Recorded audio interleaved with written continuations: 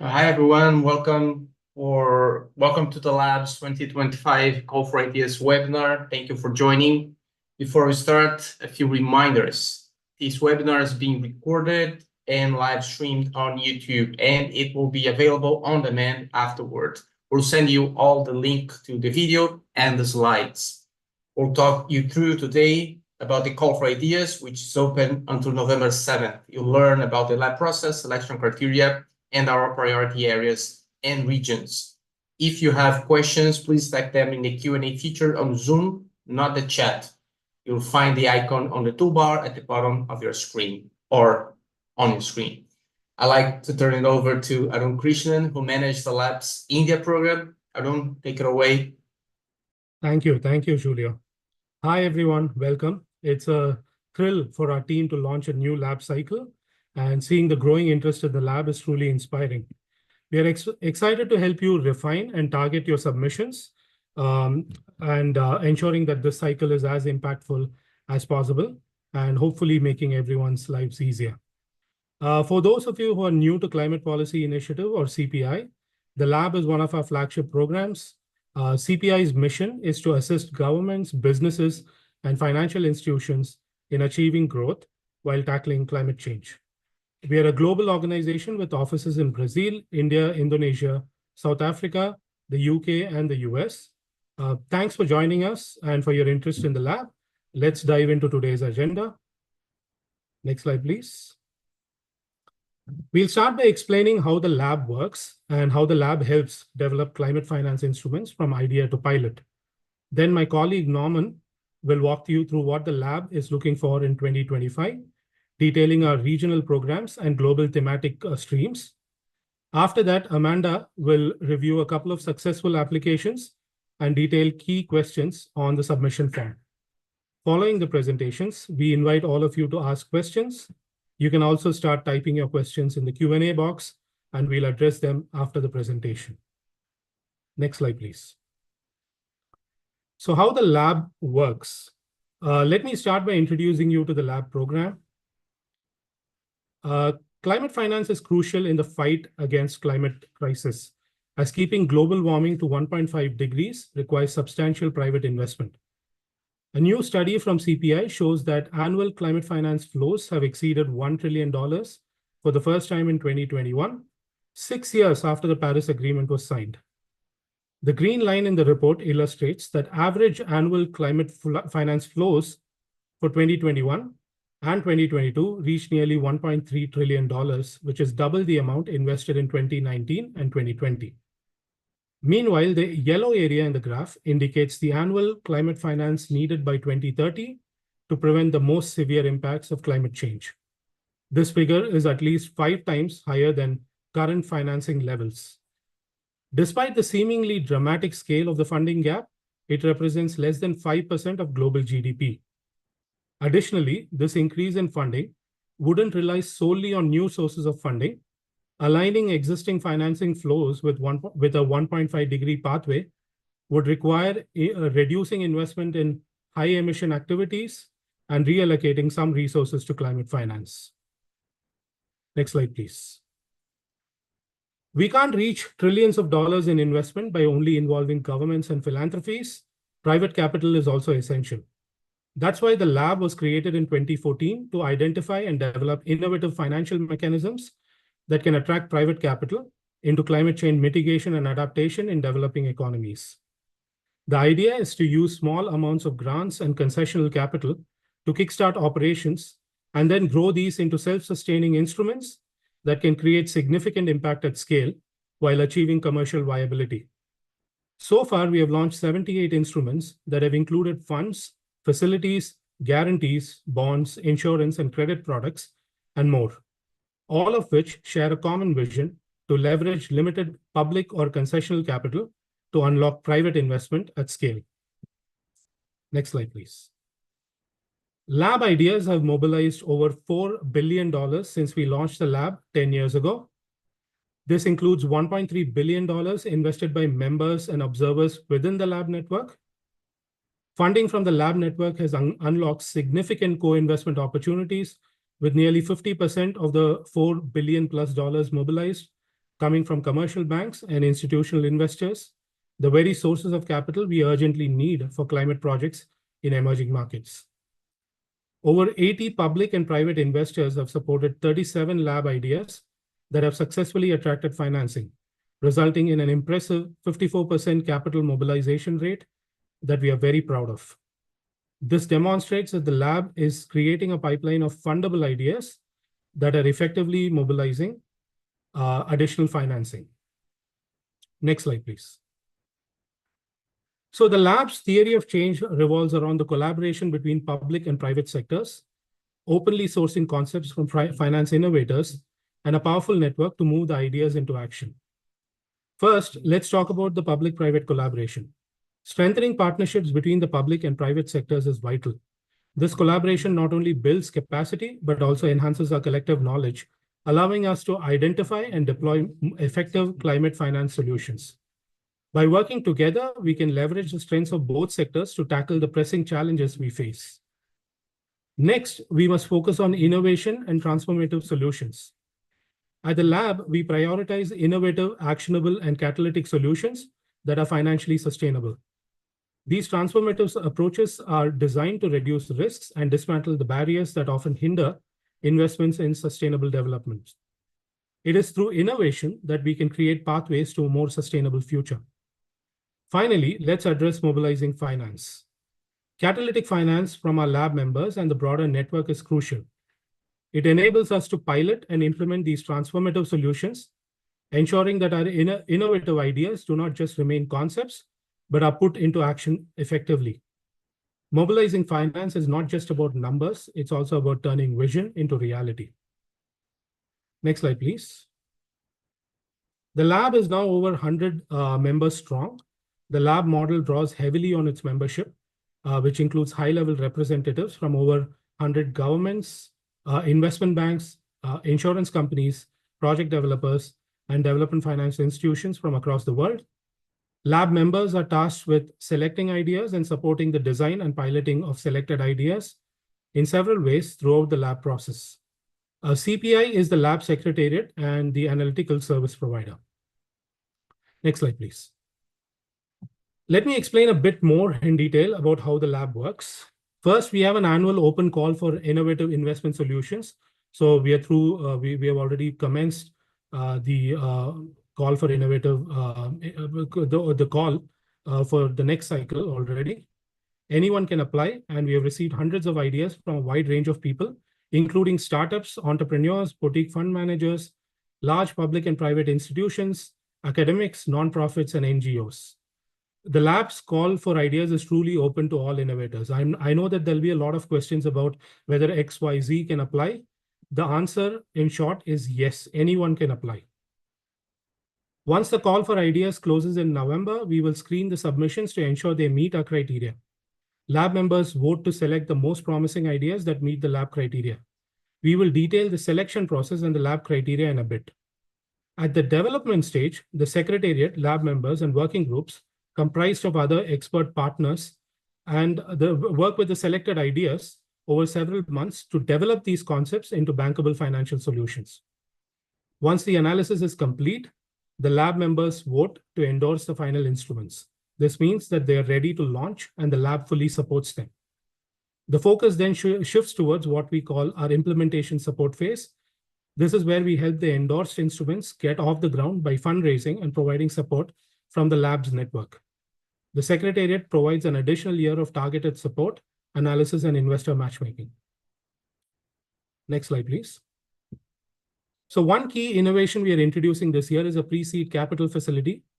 So in addition to the acceleration support, all lab ideas from 2025 onwards will be eligible for conditional grants, allowing for faster implementation and greater scalability.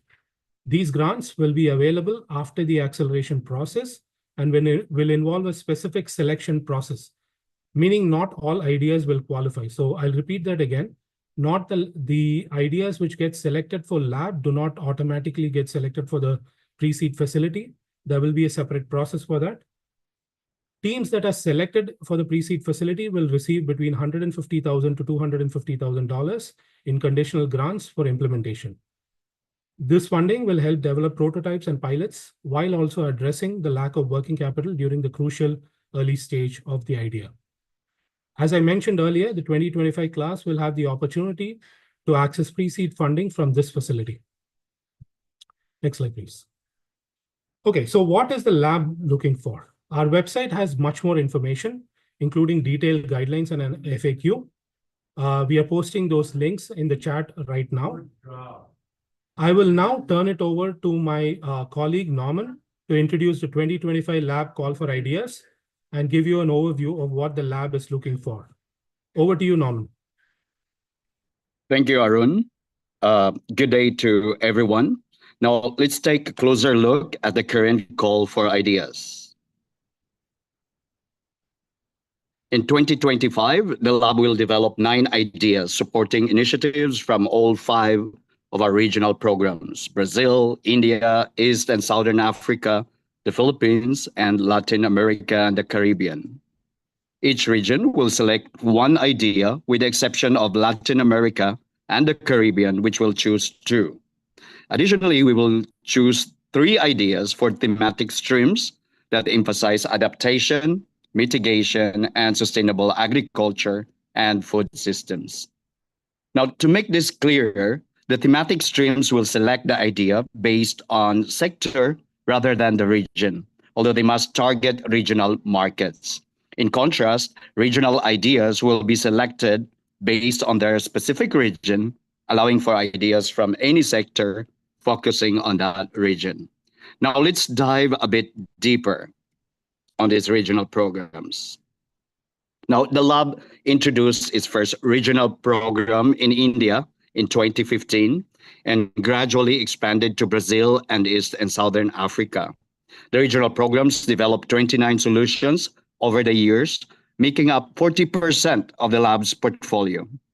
These regional programs allow the lab to focus on local context and priorities, addressing country-specific investment needs and barriers. They leverage national networks of highly capable financiers and implementers with deep knowledge of the local markets. Now, to qualify for either program, your idea should primarily target one of these markets, regardless of the sector. Now, Latin America and the Caribbean and the Philippines regional programs are celebrating their 2nd year this year. All regional programs will select 1 idea each, the exception being the Latin America and the Caribbean program, which will select 2, one for mitigation and the other for adaptation. Next slide, please. The global themes will also select 1 idea each, totaling to 3 altogether. Now, these streams focus on sector-specific climate investment needs and barriers.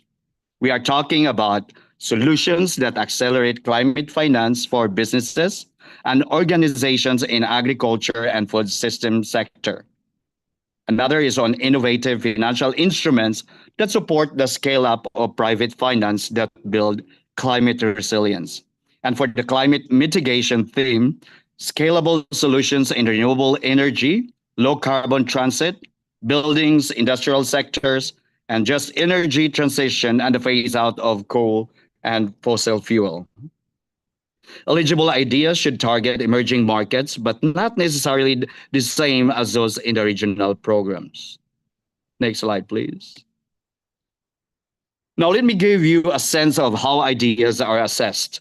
Lab ideas are selected based on a set of key criteria. First is actionability. We look for ideas that demonstrate involvement of entities, their ability to implement the idea with relevant experience. Also, we are looking for a clear pathway to implementation, including a defined time frame, key activities, and project milestones. Lastly, potential risk to implement and strategies for dealing with them should be identified. We can discuss this further in a few slides with an example question from the questionnaire. Now, for catalytic potential, which has been mentioned by Arun also earlier, we define in the lab context as the ability of the idea to mobilize private sources of climate finance. Ideas should demonstrate the potential for scale-up private investment in the target market and the ability or potential to replicate in other markets. Third is innovation. Successful lab ideas will demonstrate how the idea addresses barriers to climate finance that have either not yet been addressed or will be addressed more effectively than existing approaches in the market. So, in essence, we are looking for submissions that clearly articulate how your idea is a value add to other efforts in the space. Then, regarding financial sustainability, high quality lab ideas will have a clear strategy for phasing out public and philanthropic financial support over time and achieving viability on commercial terms, even if the runway is long in certain cases. They should also identify challenges and risks in achieving these objectives and strategies for managing them. Now, alongside the four criteria on the prior slide, we also evaluate whether the idea is good fit for the lab process. We want to make sure we have value addition to your idea or your financial instrument. How does this work? Well, we are looking for ideas where the lab has significant value add to the success of the instrument and of the proponent team in implementing the idea. We also take into account how the capabilities of the lab team and its network complement the proposing team's capabilities and needs, and whether the team has sufficient time available and a workable governance structure to participate in the lab process. For example, I work with Forest Carbon on their structured Finance for Nature instrument, and I was amazed of their dedication and commitment that they visibly put into the work and rigor in developing the instrument with us. I believe this is a critical success factor, and your application should be able to manifest such commitment. The list on the right captures the lab's core activities and value offerings for your reference. The same list is included in the questionnaire to help us understand where the proponent team sees the most significant value adds of the lab. I am turning it over now to my colleague, Senior Program Associate Amanda Brazil, who will walk us through successful applications and detail key questions on the submission form. Amanda? Thank you, Norman. So in 2025, the lab is very happy to be introducing a two-phase application process. So it starts with a call for ideas, which we are currently at this phase right now. And applicants are expected to first submit a preliminary application that's due November 7th. Following this deadline, the lab team will carefully review all the applications. Submissions will be assessed against the lab criteria and the workstream and regional priorities to identify the most suitable ideas. Then the high-scoring submissions are going to be invited to submit a full application by December 12, 2024. Full proposals will go through a second round of review and scoring. The lab team will identify a short list of eligible, high-quality ideas for each stream, and then we will interview proponent representatives as part of this screening process. Afterwards, regional panel members will meet to refine the shortlist and select 2 ideas from the region to move forward for a final vote by the global lab advisors. These lab advisors will refine thematic focused shortlisted ideas, which will then be passed directly to the finalist round. Global lab advisors then meet for a final selection meeting to vote on all finalist ideas and select the instruments that will move forward in the lab process. The regional panel pre-selection meetings are tentatively scheduled for early February 2025. So to illustrate here the evaluation of ideas submitted in practice, I wanted to share 2 examples of past lab instruments that were selected and that successfully went through the lab process for endorsement. So the first one is the one that Norman just mentioned, the Structured Finance for Nature. And this instrument was the first instrument actually to be endorsed for the Philippines Regional Lab Program. And it stacks green bonds to finance a diversified portfolio of natural assets, with 60% dedicated to protecting intact ecosystems. They submitted an application that stood out to us.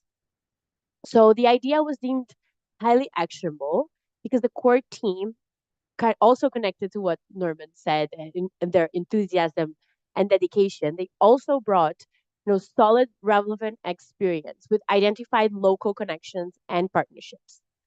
The Forest Carbon team created and now utilized a proprietary new software for rapid assessment of forest and potential carbon and biodiversity credits.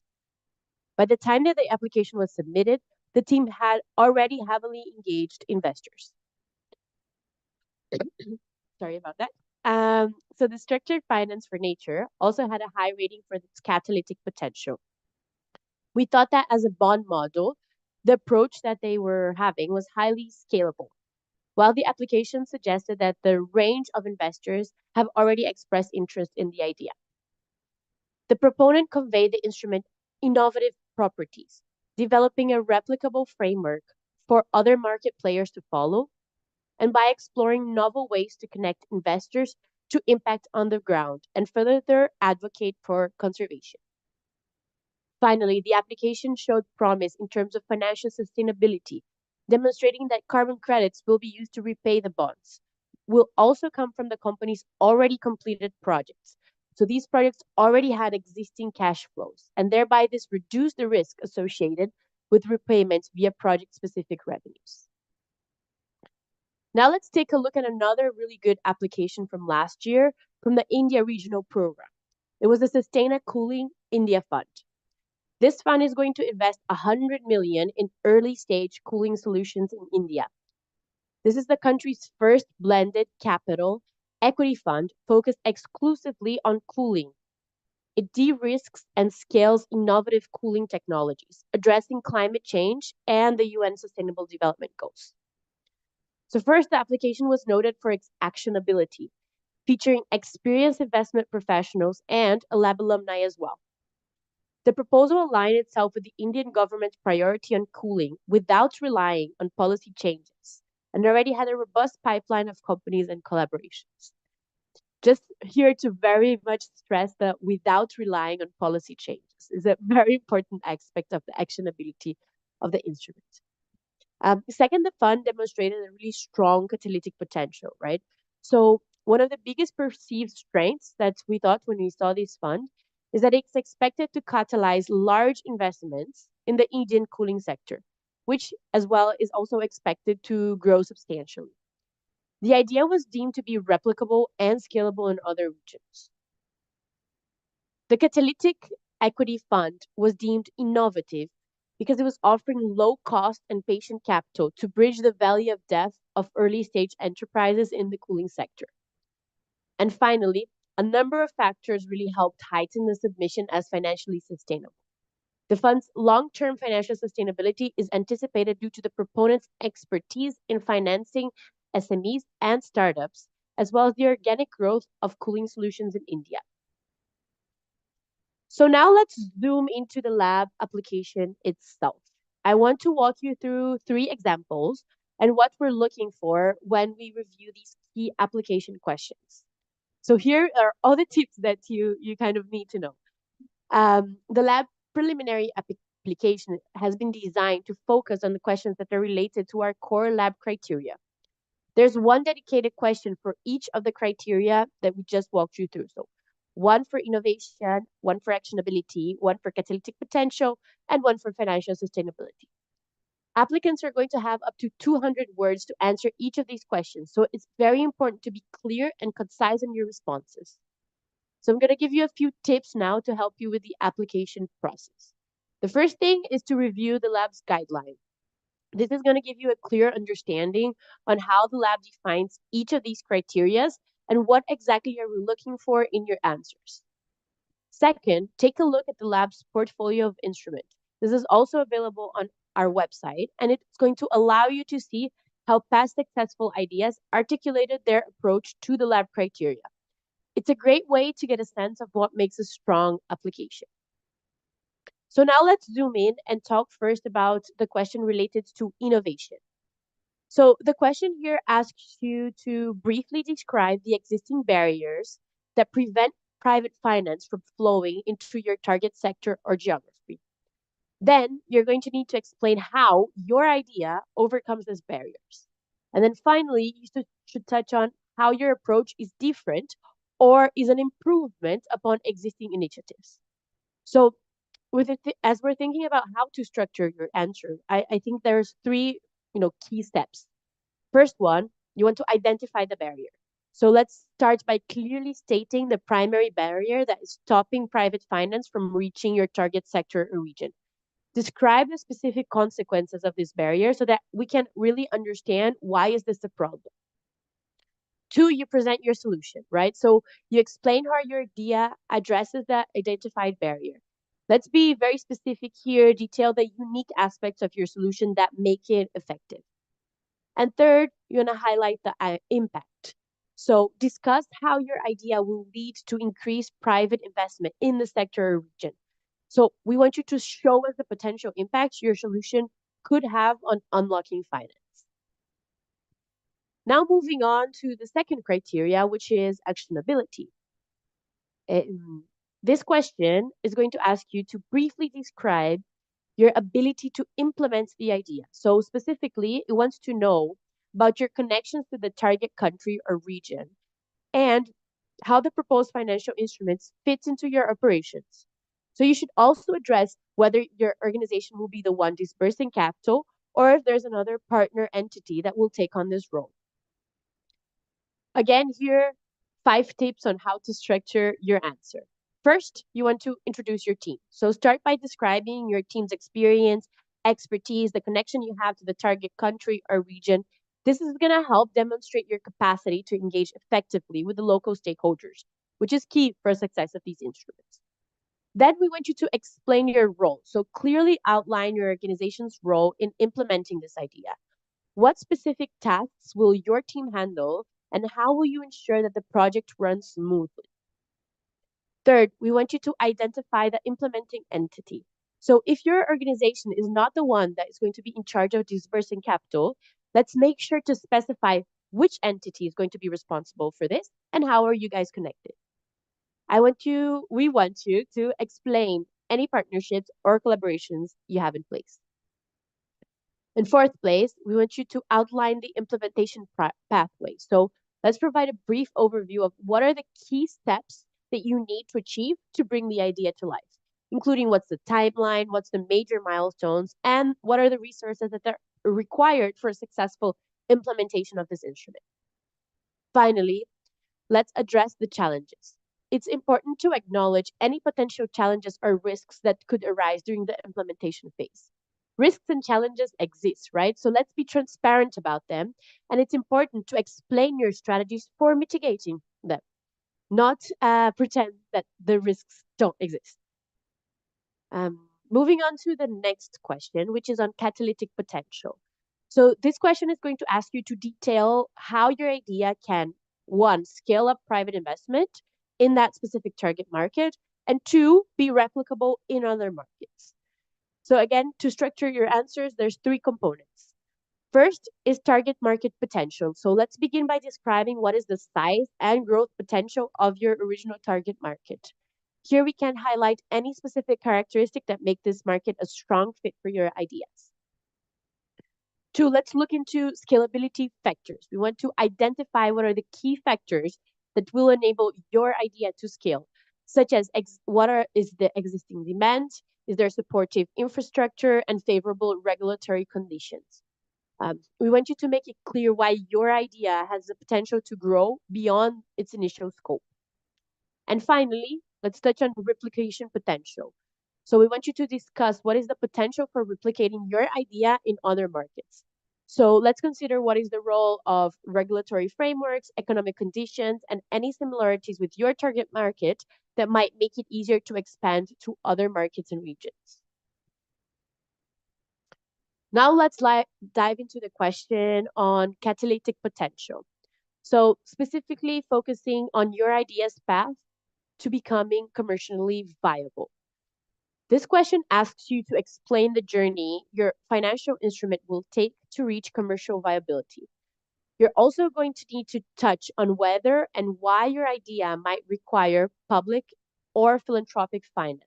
and how it plans to attract private finance, such as through de-risking mechanisms. Here on how to structure your answer, think 4 important points. The first one is market validation. So let's start structuring these answers by explaining how you're going to test and validate your idea in the market that you have identified. So this could involve, for example, pilot projects, market research, or any other approach that will help demonstrate the feasibility of the solution that you're proposing. 2, let's think about revenue generation. We want you to describe to us your revenue model. Clearly outline how your product or service will generate income and what your plan is for building a sustainable business model around. 3rd, thinking about public finance. So if your idea requires public or philanthropic funding, let's break it down to these key points, right? So specify what is the specific type of funding, public funding that is needed for your project. What is the role of this public funding in helping your idea move towards commercialization? And what is your plan for phasing out the public funding and transitioning to private finance as your solution gains traction? Finally, for item number 4, on attracting private finance, we want to discuss what is the mechanism or strategy that you're going to use to attract private investors. So this could include de-risking mechanisms, showcasing strong financial returns, or any other incentive that is going to make your idea attractive to private capital. With this, I finish my intervention and I send it back to you, Arun.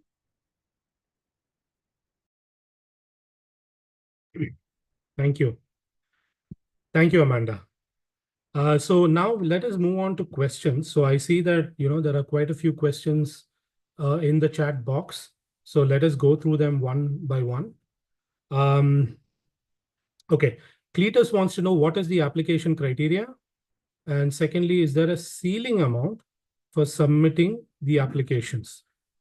And also duration period for project implementation for your funds. Okay, so I'll take those one by one. So the application criteria, Amanda has already gone through, and you can also see it in our website, in the lab website. So it becomes more clearer. I don't need to go through that again. In terms of ceiling amount for submission of applications, not really. So we have worked with ideas which are a few $1 million to ideas which are few hundreds of $1 million. So that doesn't matter. What matters is how how you meet the lab criteria, right? And also duration period for the project implementation. So I mean, again, there is no hard and fast rule, but we would like an idea which can be implemented in the near future or in the medium term. So that means over the next year, 2 years, 3 years, at least the idea takes off and we are able to see some of the results, right? We don't want to look at an idea which fructifies only 5 years or 10 years down the line, because you don't know if it will take off or not, right? So something which is more in the short and medium term would be interesting for us. Arun, maybe I can quickly come here to complement one of the things that you said in terms of if there's a ceiling amount, in terms of the size of the investment vehicle of the financial instrument. And yes, as you said, there isn't, but this is one of the things that is going to be evaluated in the selection criteria, right? So the catalytic potential. So if the idea for the instrument is something that is very small, it's very likely that in that particular criteria, you might score a little bit lower. So it's important to make sure that you're getting a higher score in the other criteria. Back to you. So be ambitious is what she's leading to. Okay, so I hope that answers your question, Cletus. We'll move on to the next one. So you can type out more questions if you have any more. Is the list of technologies shared here exhaustive, or can we include more not shown here as long as they meet the mitigation adaptation criteria? Yeah, I mean, it's not an exhaustive list. You can propose any technology, any business model, so long as there's a climate focus and there's a financing focus, right? So you can look at the portfolio section in our website, which shows the ideas, the instruments, the technologies which we have supported in the last 10 years or so. The lab has been around. So it's a wide range, and you're not limited by that. You can propose more. The other point to But keep in sorry, mind is that Amanda, just one point. So the other point to keep in mind is that we're not interested in your technology, right? So a novel technology idea, if it is not relevant to the problem, like Bitcoin for X or cryptocurrency for Y, but which is not relevant to the problem at hand, is not going to give you a good score. Yeah, Amanda.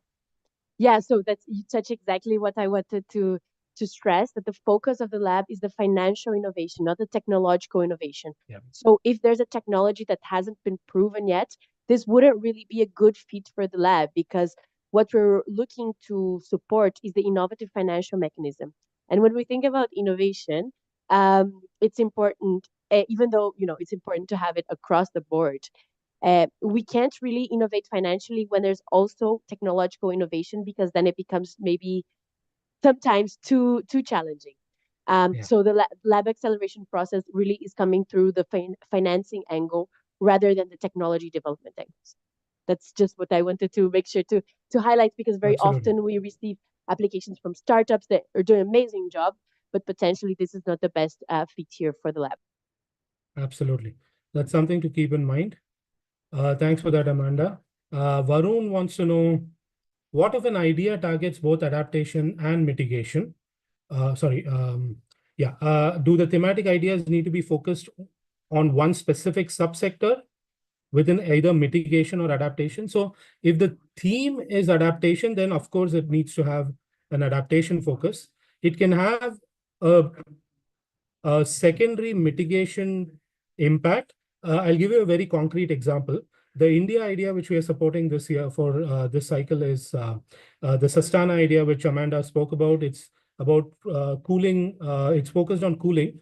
Now, cooling is about adaptation, but when you look at the energy efficiency aspect of it, it's also about mitigation, right? So this tackles both the ideas, but the idea can certainly focus on both. But if it's a thematic stream, your major focus, your primary focus should be on the theme, be it adaptation or mitigation or what have you.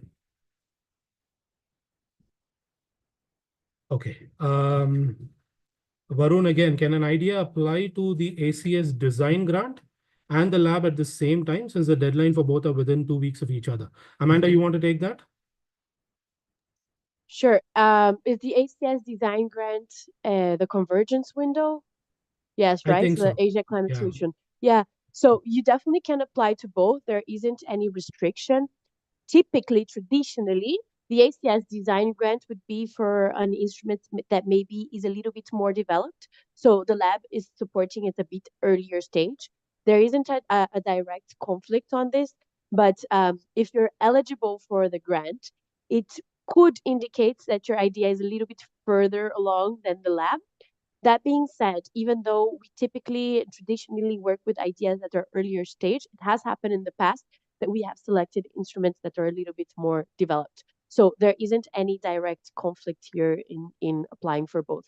It could just potentially signal to us that you were a little bit later stage in the development. Thanks, Amanda. Okay, Tommy wants to know, do you only look at solutions that focus on climate finance? Yes, primarily, yes. I will give a small caveat. So at least for the India lab, we had also looked at servitization models. So servitization is basically cooling as a service, trucking as a service, X as a service, right? So because there is a little bit of financial arrangement or financial engineering, if you will, in those kinds of models. But primarily we look at climate finance as well. So Amanda, Norman, you want to add?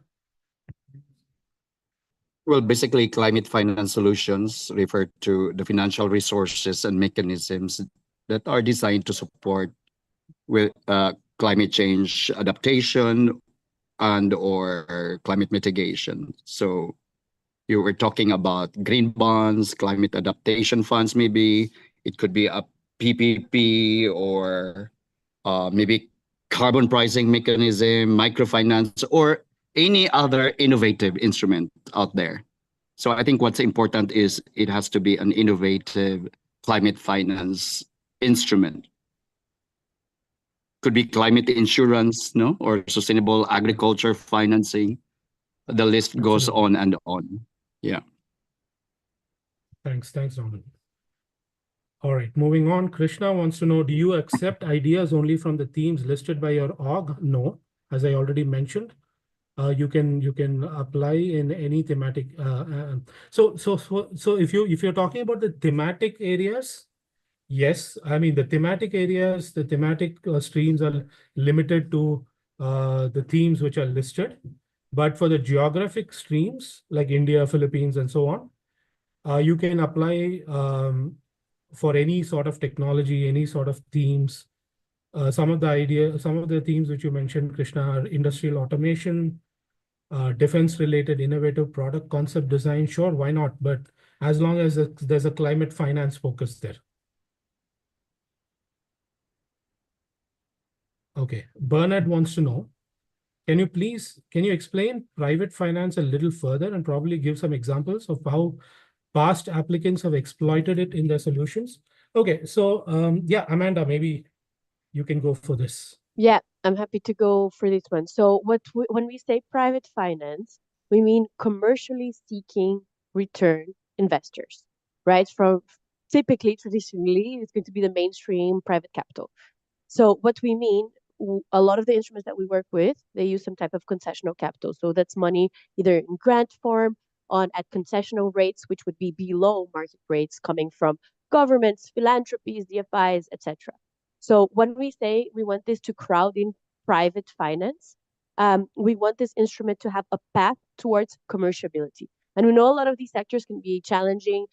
They are more risky, so they need to have some type of de-risking mechanism, like a first loss tranche, a guarantee, a technical assistance fund. All these things are financed by grants and concessional capital, which is fine. But we need the instrument to have a pathway into getting to a stage in which it's going to be able to attract a commercial investor. So that's what we mean when we say the private finance. And I guess the examples of other solutions are just what I have listed right now. So guarantees, first loss tranches, technical assistance facilities, all these capitalized by capital that is seeking returns below market rate returns. I just want to add the rationale of really catalyzing private capital. And I think it's because public funding alone, we all know, is not sufficient to meet the substantial financial needs for climate mitigation and adaptation. And that's precisely the reason why we want to mobilize private capital. Thanks. All right, next question. Tawet wants to know, should the founders be full-time? Okay, so one of the criteria is about,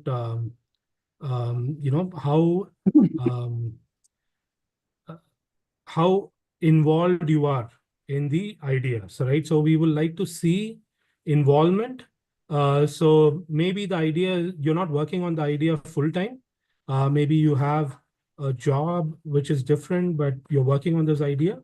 But you need to give us that commitment, or you need to prove that commitment that you will be working on this idea, or you have additional people working on this idea for a set number of hours every week. So there's no formula to show this, but you need to, I mean, the implementability of the idea, that criteria also looks into whether you'll be able to spend time on the idea. So that's important. Okay, Yukta wants to know, just to clarify, does the newly launched pre-seed capital facility include eligibility for older lab-sponsored ideas, or is it limited to newly endorsed ideas in 2025? Amanda?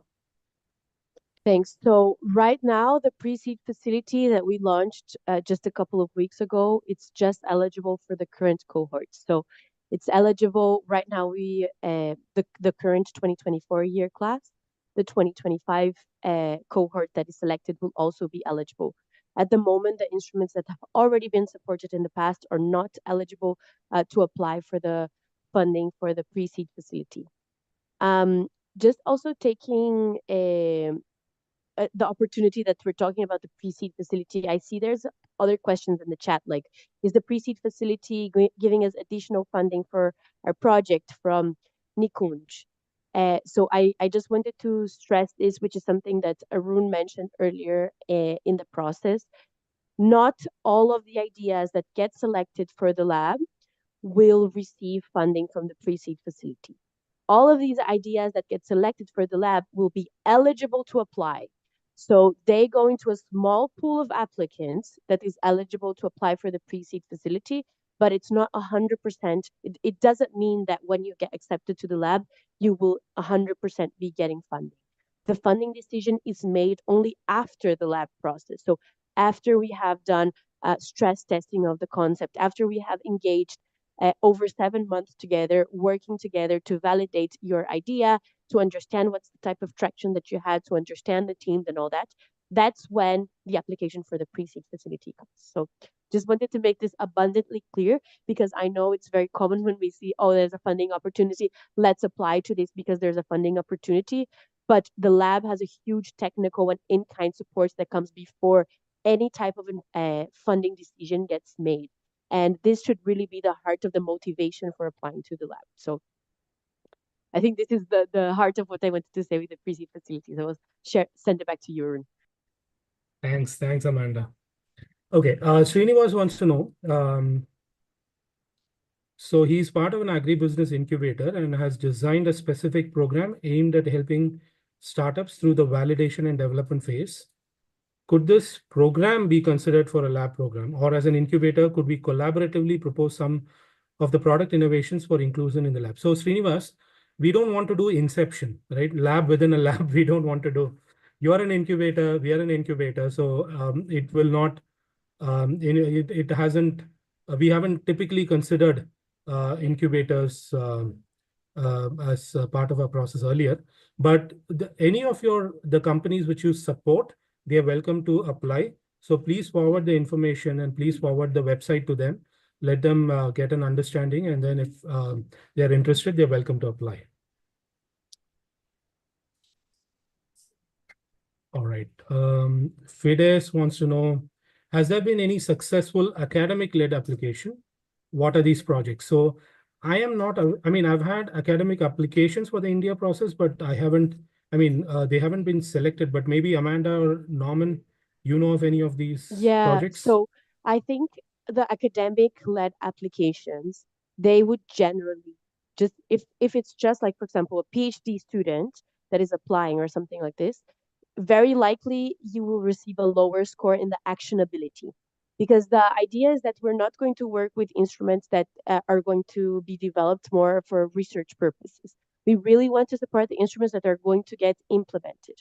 So there's no problem if there's a connection to any type of academic institution.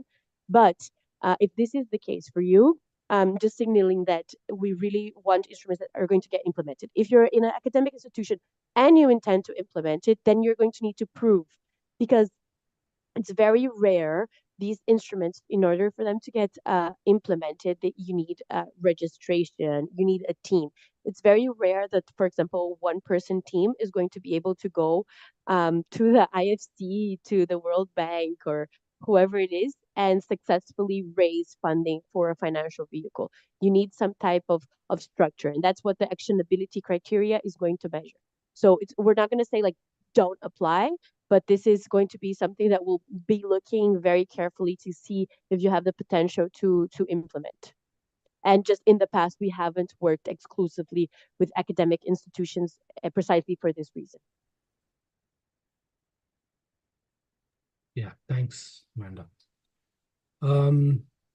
Okay, Richard wants to know, we are already on the pre-seed stage of funding of our project. If we are selected, does the program provide also funding? No, the lab itself does not provide funding. Like I mentioned earlier, it's support in kind. We provide analytical support. We help you, work out your idea, flesh out your idea better, do impact metrics, financial modeling, and other kinds of supports, which you can see in our website. But no, we don't provide funding. That is for the pre-seed facility, which Amanda was talking about, and that application is a separate process. Will not get into detail there. Michael wants to know, climate adaptation is typically funded less historically. So if adaptation ideas are being evaluated, will they get a less score than mitigation ideas? So I think it depends on, so like I mentioned, the idea which got selected for India for the last cycle focused on cooling as a solution, which is primarily an adaptation solution. But what they did was they cleverly worked around a pure play adaptation solution by also mentioning that we'll be looking at mitigation aspects. So we'll be looking at investing in companies which look at energy efficiency in cooling, for example, right? So, I mean, so you can probably think of a way. So the idea is to make your project more actionable, more implementable, rather than purely dependent on philanthropic capital. Ultimately, it has to stand on its own legs, and for that you need to get financing from the market. So that can be maybe 2 years down the line, 3 years down the line, whenever. But ultimately, that element of bankability should be there, and for that you need to structure the project in such a way that there are cash flows, there is a way to support the project without philanthropic capital, and so on. So this is for the regional stream, right? So this is for the regional streams. Yes, adaptation ideas do find it a little bit more difficult than mitigation ideas, but it need not be necessarily the case, right? I mean, there is also a pure play climate adaptation stream, right? So for that, of course, obviously, all the ideas will be adaptation based, and you will be evenly competing against other ideas. But for the regional streams, you're right, Michael. I think adaptation, you have to work a little bit harder to show that there is actionability and bankability. Amanda, Norman, you want to add something? Maybe just to say that, I'm fine. yeah, as you mentioned, within the adaptation window, they're going to be competing against other adaptation ideas. So then it's not going to be as challenging. Perhaps in the regional stream this could happen, but in the adaptation windows, yeah, so that wouldn't be an issue there. Okay, great. Charmaine wants to know, is there a project implementation period for the public funds to be fully disbursed before we apply for private funding with your help? No. So we are not. Okay, so please keep in mind that although the lab provides a bunch of support analytically, if your primary concern is fundraising, you will not score very well in your application, right? Because we want to support you in other ways as well before we move on to assisting with the fundraising, right? So having said that, there is no timelines for disbursement of public funds before applying for private funding and so on, right? So you can apply for all public, philanthropic, private funding parallelly. You can apply in phases. It depends only on your idea and how you structure it. Paolo wants to know, do you offer registration of CDFI Community Development Finance Institution to facilitate partnerships through microequity, to onboard regions to support green finance and ESG tax management, to create transparent trade management and agri-tech trade management in micro? Okay, this is too technical for me. I am not very aware of agriculture, so maybe Amanda or Norman, you want to take this question? I'm not seeing the question. Sorry, where is the question? We don't offer registration, but this can be an interesting idea, no? I think what's key is to have an innovative instrument that you can use or utilize, and then with a clear, there has to be a clear impact of the project that you're gonna finance, a clear climate impact. Great. Okay, so Paolo, I think please do go ahead and apply. We can you can follow up with some questions. I'll be circulating the email ID before the call closes. You can ask more questions through that, but please do go ahead and apply. Moving on, in the interest of time, Michelle wants to know, I have been a solar and battery installer for 10 years and working on a new concept for rural areas. Is there any way to have an external evaluation of an application before submitting to you to see if anything is missing or there are gaps? Sure. We will be doing some office hours, if not for the first level, for the second level of the applications. I'm not sure for the first level, are we doing any office hours, Amanda or Norman? I think we are only doing office hours for the full application. For the But, full application. Yeah. But I would encourage you to still apply and also maybe ask your questions through the email ID which we are providing, because you have experience. I'm sure you'll come up with a nice concept. So go ahead and apply, Misha. Charmaine, again, does the project strategy need to contribute to a national development agenda? Example, long-term livelihood community building to be more competitive? Not necessarily. It can add, I mean, if you're complementing a nation's agenda, it can probably add to the actionability criteria or catalytic ability idea if you're able to bring that out in your application, but this is not essential. Coalition wants to ask a question in French. I am not fluent in French. I'm sorry, Amanda. I'm not fluent in French either, but I think this is a great opportunity to mention that the lab process is conducted in English. So even though it would be excellent to have capacity to be able to support all the other local languages where we work, the working groups, the access to the members, the analysts, most of this process will be conducted in English, even though we do have regional representation, and it's possible that one of your analysts might be speaking another language as well. The default language is English. So if the question is in relation to that, hopefully I answered. Yeah, so he's asking, I mean, Coalition is asking about, you often talk about vehicles after translation into French. I think maybe it's a translation of the word instrument is being translated as vehicle in French.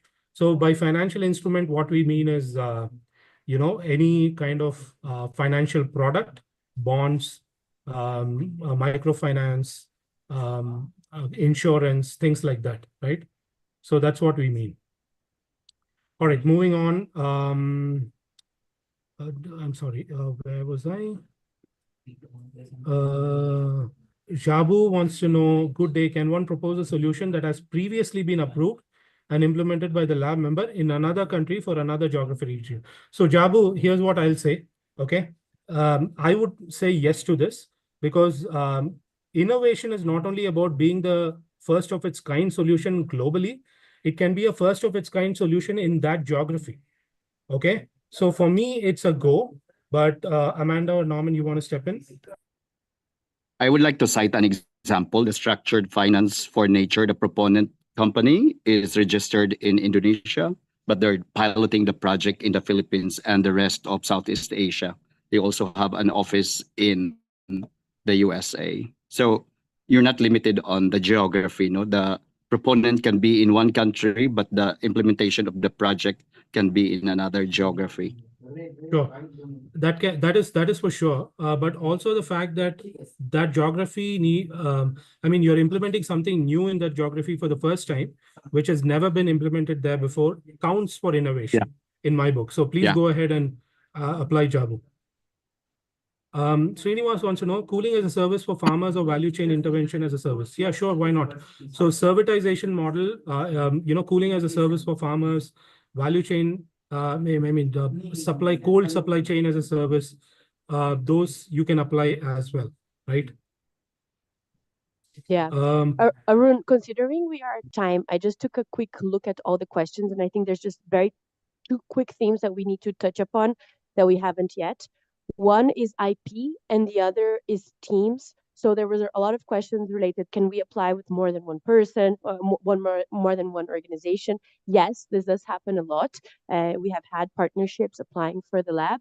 It's just important to show how are you connected. So have you worked previously together? Coalitions of teams working on one idea have done well, but it's important to understand what is the relationship there because working within different organizations can be challenging. I think that's one thing that I wanted to make sure to address. And the other is intellectual property. So as you go through the lab, when we work throughout the development process, A lot of the materials that you share with us, we will sign an NDA. This is not going to be shared publicly, but it's important to note, and you're going to see this on the website, that there's a final assessment report that goes out. There is the working group meetings, and during all these moments, your idea and your instrument is going to be discussed openly. Ultimately, this report is going to be available on our website going forward.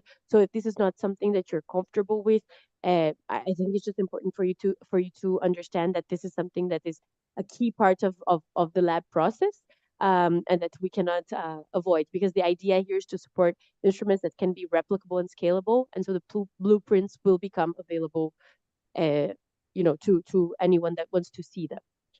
So. Sorry, I think maybe you want to wrap Yeah. it, but I just wanted to make sure to address these two.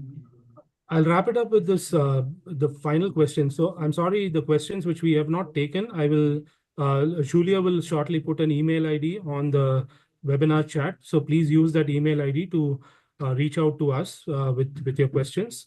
But there was a question about geography. There is someone from Nigeria, West Africa. So they were wondering whether that falls under the Africa bucket. So Amanda, you want to take that? Sorry, Arun, I missed this because I was answering another question. So Yeah, so the Nigeria, my region and country, West Africa and Nigeria not included. So, okay, we have answered. You may apply to one of the global thematic streams, agriculture, mitigation, and adaptation. Yeah. Yeah.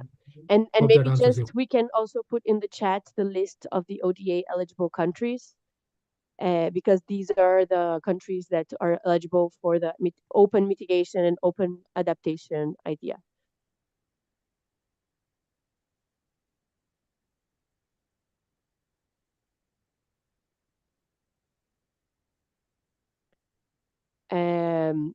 And yeah, I realize we are maybe a little bit over time, so there might be some questions that we're not going to be able to cover. Yeah. But I think Of we addressed course. most of them. I think we addressed most of them. I think we did, but even if we haven't, please do email in your questions at lab.cpi@cpiglobal.org. That is lab.cpi@cpiglobal.org. So please do send your questions in. And also you can find a recording of this call on our YouTube channel. So in case you want to, have a listen again, or you want to circulate it to others. So good luck with your applications. Thank you very much for your time. And thank you, Amanda, Norman, and Julio for making this happen. We'll wrap it up now. Thank you. Thanks, everyone. Best of luck. Thank you, everyone.